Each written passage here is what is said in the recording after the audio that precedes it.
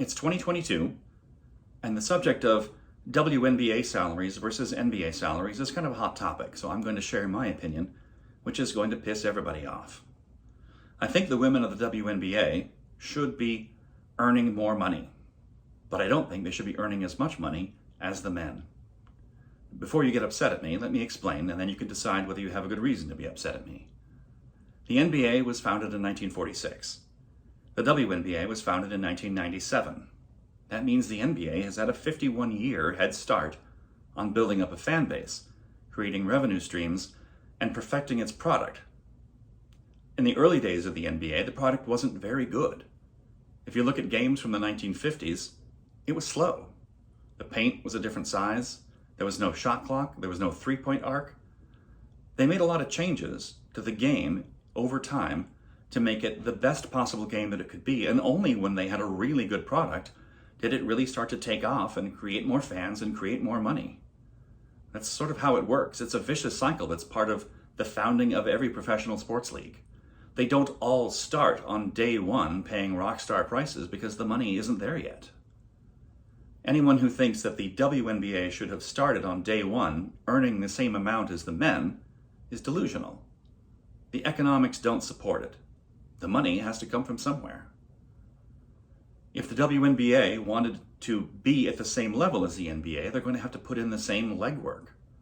That means inspiring young women to want to be professional basketball players, to want to devote their early lives and their free time to becoming the best basketball players they can be. And in order to do that, you have to be able to pay them money. And you also have to be able to generate fans, because that's how you inspire people to want to participate in your league.